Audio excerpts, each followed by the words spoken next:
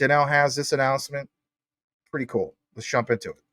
So she goes on to say that on to the next one. Protocol 21 vote is around the corner. Exciting stuff. Guys, this is today, May 7th, 2024. So what is she pointing out? Well, 3 things to know before the June 18th validator vote. And that is this SECP 256R1 verification.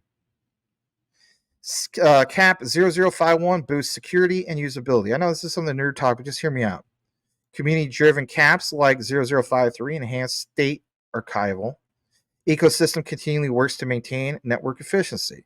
More on Protocol 21. Again, Protocol 21 is just the terminology of it's a glorified way of saying Sorbonne. All right, so every time you see Protocol 21, just immediately think Sorbonne because that's basically what it is. Okay, so I wanted, of course, to point that out as well. And as we get more into this, I'm gonna pull up the next part. This is again straight from Stellar, officially Stellar. Okay.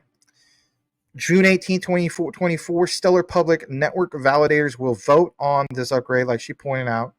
Get ready for potential game-changing features like passkey signing support and cost improvements for smart contract transactions. Now, this part really, really caught my eye because Justin Rice of Sorbonne has pointed out that you're going to have these new ways of validating a person who they are and so on. We're talking about Web3 coming up here, okay?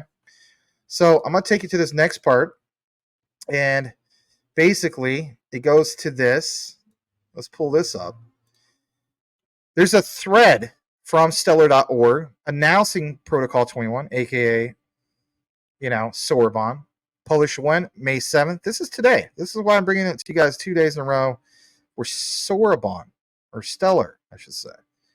So what was really interesting is what you see here in regards to the Sorbonne smart contract platform, all the success of what they've done, but more importantly, how the validators will vote on this upgrade for the network and the advancements, the proposals more specifically. Here's the reference back to what Justin Rice was talking about when we did the coverage yesterday. 5 caps introduced some exciting new features such as passkey signing support and improvement to state archival, which was authored by community member TDEP. Okay, look what it says. Cost improvements for smart contract transactions. As we know already, when it comes to Stellar, you can move 10 million in USDC for 0.50 and a 1. Nobody else can even touch that when it comes to transaction fees. Some of them, maybe BSV, but what we've done is we've noticed that this is the cheapest, least expensive. So here's some 3 key highlighted points. And as I got into it, I saw here that you have this whole thing of how they're demonstrating how to improve some things. But most importantly, it's not that Stellar is providing basically just like, oh, we're getting to the smart contract, mix. Because it seems like a cool thing to do. No. It's been a constant complaint when it comes to Ethereum, especially. These darn gas fees and slow tech and just like dinosaur, technology, right? Stellar's taking it to the next level. Let's get into why they are taking it to the next level and the specifics. Can we give examples? Well, yes. It's this right here. This functionality, SECP 256R1 verification. It's the support for the smart contracts via this host interface. But more importantly, it's a signature algorithm, guys, used in this thing called WebAuthn. I don't know if that's German, but basically it's a standard. Remember when we talked about standards, where it's Quant with ISO TC 307 the standard for building on blockchain, or ISO 222 standards, or other ISO standards. But look at this. Standards behind passkeys available on browsers, computers, phones. The approval of CAP will enable this verification. But I want to get into this specifically. Web Authn, right? When I hear that, I think of myself like web authentication is what I would basically imagine. Briefly speaking, I thought I'd get into this because it's an old reference from 2019, and I like how they do this. It brings you to a site called okta.com. Back in March of 2019, it says basically the World Wide Web Consortium announced that Web Authn is the official web standard for password-free login. And you have Stellar wanting to take this to the next level and do it through what? Smart contracts? So they are doing something big for Web3. And what does it also state? Currently exists on Microsoft Edge, Chrome, Firefox, our mobile phones and so on. But the key thing is widespread adoption of Web Authn is expected in coming years. We're already there, right? You're literally seeing this Proposal 21, this upgrade, okay? So I like how they reference this for the nerds. And you may be wondering, like, I don't care about this. I just want to see Moon talk, and that's it. Here's why this is important, guys. Look what it says here. It's these credentials. As we know, too many are familiar with usernames and passwords as a method of authentication. This specific standard, or framework, I should say, guys, is easy to understand for the common consumer. Listen to this. 1 in 5 Americans have experienced account takeovers, right? We've seen this. I mean, it's not a good thing, but it happens every day. So you have this average of like an end user having 130, online accounts. My God, businesses should look to mature their framework of user authentication for the material effect on their business. Of course, there's 2 form factor. Heck, they even have 3 form factor, right? There's benefits, but the benefits blanket over to specifically like stakeholders, customers, product owners, so on and so forth, the support teams. Remember how Gilbert Vernon talks about everything needs to be frictionless, right? So Stellar is doing something big when it comes to this. And of course, there's a breakdown of how this all works. And I don't want to get to that specifically, but you do appreciate that they even gave us an idea of why this is so important. Getting into the next part, let's jump back to this. You will see here that you have the whole thing of these passkeys. But most importantly is how they offer what? Is how they offer faster, more secure method of identity authentication, by using encrypted data stored on the device and performing user verification with what, guys? Biometrics. This is back to what Justin Rice was literally saying in yesterday's video. Now, I, of course, uploaded a chopped up version of that video and went live, of course, before the show. Maybe there's some people watching that. Maybe that's what caused the numbers to be down on the live. And it's okay. Sometimes I'm not sweating it when it comes to the numbers. Really, I'm not. Because it will make up for itself. We all have different schedules. I get that. But what Justin Rice of Sorbonne specifically mentioned is this that you literally see here. Now, why point that out? And if anything, why am I excited about it? We'll get more into the nitty-gritty about this. Look at this. So it's fingerprint facial recognition. He literally talked about this on the Stellar Development Foundation video that he put out 6 days ago. It was towards the end, and I went ahead and fast-forwarded to it. Maybe you guys already saw that video I put out today. But, guys, the use of passkeys for signing transactions remains largely, what does this say? Come on, are we not paying attention? We're talking about freaking Caroline again, pogo sticks. Largely unadopted in Web3 and is still a proposal for the what? Ethereum network. Yeah, Vitalik has literally kicked this thing or swept it under the rug because Ethereum is such garbage, right? We know that. He doesn't have a real solution for it. And if anything, the solution is to do what? Roll up. Is that keeping everything on chain? No, not really. You know, when you have to go through third parties, roll ups and so on, that's not keeping everything internalized and whatnot. So there's benefits to roll ups, and we get that. But, you know, again, it's security and so on. You have to go with other ones, and there's some legitimate layer 2s out there. Don't get me wrong, right? But Stellar is keeping it all internalized within their own blockchain, and if anything, expanding to smart contracts. So when this comes, you better believe they're going for the throat of freaking Ethereum, and they're going after it big time. Right in the neck, right? Right in the freaking neck. Look at this for a second, because guess what? I said to myself, wow, a lot of times you see things that's posted, but no one takes the liberty to expand on it more. Let's expand on this more. This is a really big deal. I want to explain why it's such a big deal. So, as you can see here, if you were to go here and click on this, and by the way, if you want to nerd out, it's on stellar.org/blog. It talks about how it's going to showcase how Sorbonne is ahead of the curve. Boy, is it ever ahead on the curve. And what else do we have? Remember how I was talking about this whole thing with X? Look what it says.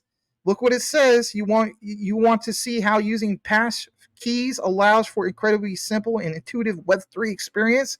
Check out STF ecosystem engineer Tyler van der Hoven's pretty awesome passkey signing demonstration on X. Yeah, on X.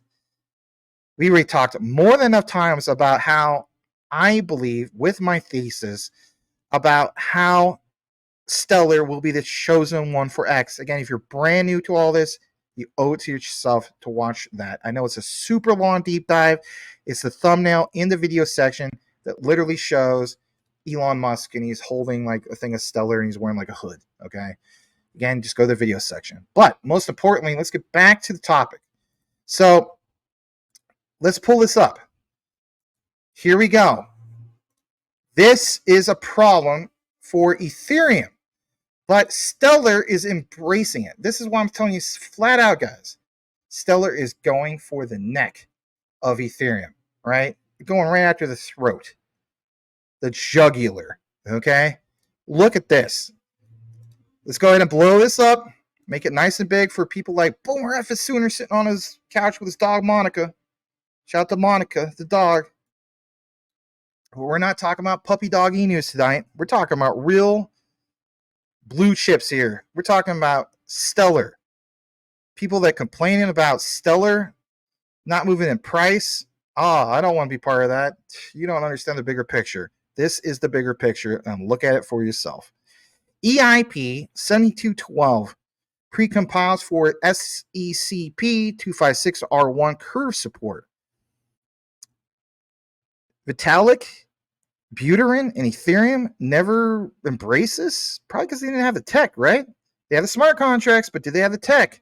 So this proposal to add precompiled contract that performs signature verifications. Back to what Justin Rice was talking about. You have all this content, table of contents, how it all works, and so on. I don't want to get necessarily into all that. But in its abstract, this has a proposal to create a precompiled contract to perform signature verifications in this elliptic curve by giving parameters message hash, components of signature, coordinates to public key, so that any EVM chain, principally, in principle, the Ethereum rollups will be able to integrate this precompiled contract. Yeah, you read it right, easily. Very, very easily. And most importantly is to understand some of these other things that are listed here. And that is what? This says the cost of combined attacks and the security conditions are almost the same for both curves. But if you have a pre-compiled contract, you can do some other big things. And that basically is like this important factor, where the curve is widely used and supported by many modern devices such as Apple's Secure Enclave. So, guys, look at this. Let's not overthink this. Ethereum is not even prepared for what Apple has in regards to support.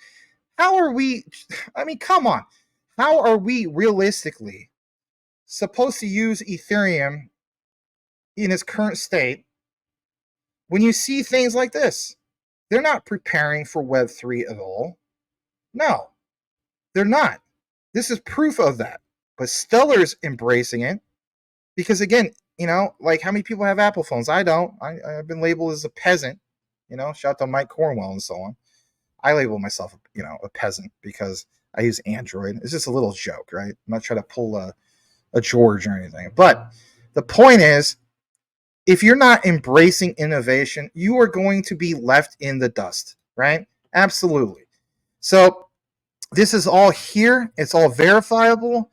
But the point, again, is mobile devices, right? Making them more efficient, flexible, signing the transactions. Remember how Justin Rice says we can't get into it now? Are you kidding? It's already here. I'm getting into it now. You guys tuning in tonight are getting into it now. All right, look at this. You have this whole thing, and it says Apple's secure enclave, separate trusted execution environment. Apple's hardware, which signs arbitrary messages, can only be accessed by the biometric identification. I don't even need to get more into this to understand or have you guys understand how crucial this is when we move to the next era of Web3. But most importantly, messages. And what else do we know? We know about ISO 222 and how that in itself is going to help out big time when it comes to the banks, because that is a more ideal solution when it comes to not having, truncated messages and so on, and have more faster and efficient communication. This is now with smart contracts. So yes, you better believe that Stellar is coming for the throat of Ethereum. 110%. Now, in closing, before I wrap this up completely, I want to point out just one more thing. Okay? And this is my own notes.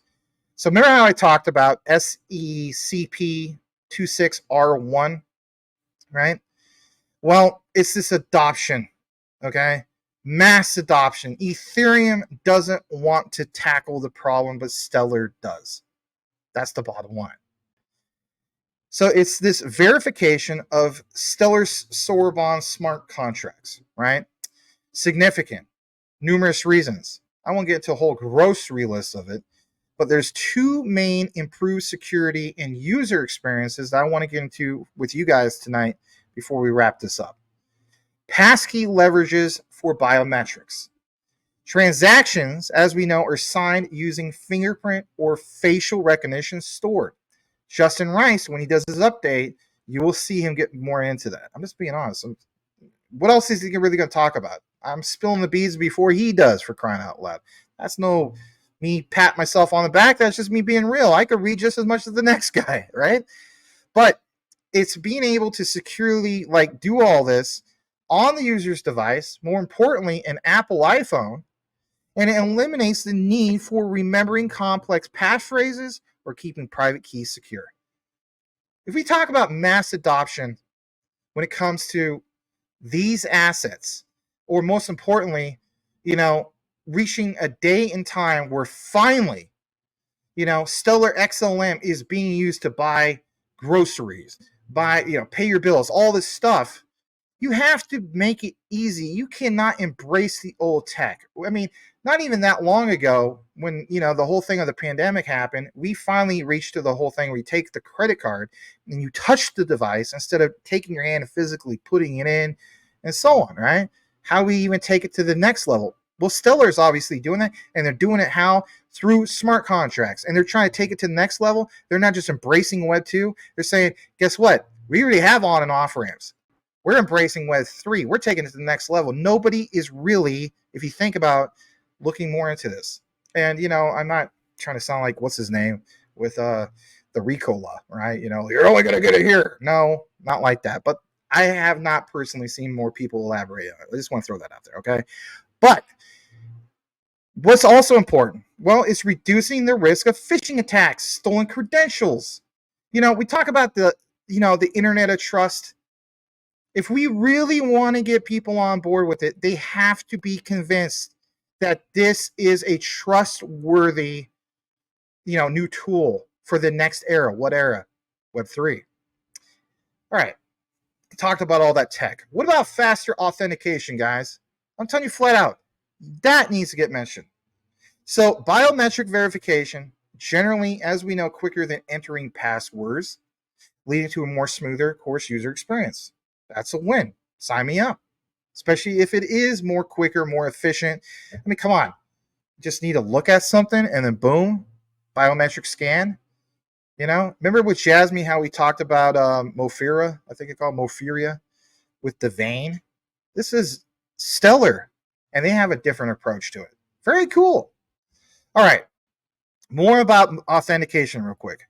How does this position Stellar at the forefront, guys? Listen to this, for Web3 authentication. Well, early adoption of passkeys. Hear me out on this as well.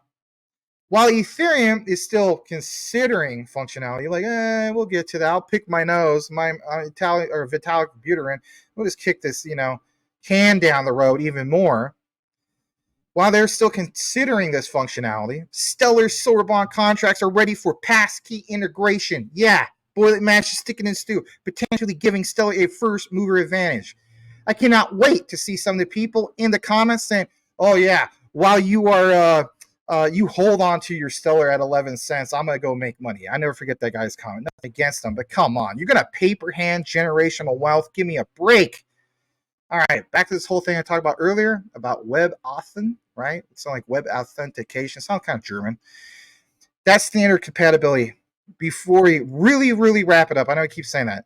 Supporting SEC P265, or excuse me, 256R1 allows developers to build applications that basically seamlessly integrate with the emerging web authn standard. Again, back since 2019 for passkey across browsers, devices. Wow.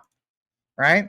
And then on top of that, basically speaking, it's going to open the doors for wider adoption of Stellar in Web3 applications. Wider mass adoption, because now they're going to have the one-up on Ethereum. So if Ethereum with ERC20 is the most popular of smart contracts, do you finally have an idea why Max and all these other guys won't shut the heck up when it comes to Stellar, Sorbonne, this Protocol 21? Yeah, I think you get an idea. Guys, don't get it twisted. Overall, this move positions Stellar as a blockchain platform that prioritizes user security and a convenient user experience. Convenient user experience plus security plus speed plus low transaction fees. It's going to demonstrate, you guys, their commitment to staying ahead of the curve, no pun intended, in Web3 development. So with that said, that's going to close out the Stellar coverage of the night. And I just want to state this. I am so impressed with what Stellar is doing and moving forward. If you understand the bigger picture, by George, don't listen to that mainstream retail narrative. It's just some random guy who doesn't know a squat and has done a lick of research when it comes to Stellar. Because when we talk about these ones that are part of not just my top 5, but maybe your top 5, when it comes to the ISOs, Stellar consistently is in my top 5, if anything, number 3, 4, right up there, right? Because I understand the bigger picture. We were all introduced to the concept of cryptocurrency at some point in this journey. And immediately, we didn't think crypto. We thought, for example, currency. How does this be an alternative for the traditional rails, cash and so on? You can see how it comes together, but it has to come together first. It doesn't come together overnight. Things had to be built. But you ever notice Danelle Dixon and all these people from Stellar, they're constantly expanding and they're recognizing what supply and demand needs to happen, what things need to be fixed. All right, enough about that. I'm going to kick it back to the comments. Some of you guys ask what cold storage solution I use. I use this, and it is the Decent wallet. All right. I also, of course, have a ledger like this. All right. You can get a discount basically from going into the affiliate link, which is in all the live video descriptions and recorded and so on. And for the yahoos that are out there, they're like, this is just a shield. And, you know, Will Fix pointed this out, and it's a great point. Were you aware that you don't necessarily get a discount link just going straight to the site? No, you actually have to go through a platform like this. So how cool is that? You know, I don't think anybody's complaining about that. But anyway, use the link, get a discount. There's another one here. If you're the type of person you want to get one for you and your, you know, significant other, you could get 2 of them. They actually have another promotion, which is this, and I think this is cool. You can get an all-in-one card wallet plus backup card package. Interesting. I thought that was cool. And again, one of the main key things I like about the Descent wallet is not having to do the red tape of, you know, jumping through all the hoops for XDC and the custom folder. I mean, Edward Vincent can vouch on that. Some of you guys can too as well in regards to Ledger. That was a pain in the butt. You don't have that problem. You literally open up your phone, it's on your app, track everything that's going on, right? And, you know, saying goes, not your keys, not your crypto. You know the drill. Check it all out, though, if you wish to do so. It is truly the cold storage solution that I use for the most part. There's still some on Ledger that, you know, I kind of split it up on it and so on. So it is what it is. But if I have preference over one, I'm going with this one. A lot easier to use and so on. And some people, even to this day, still ask me which one to use.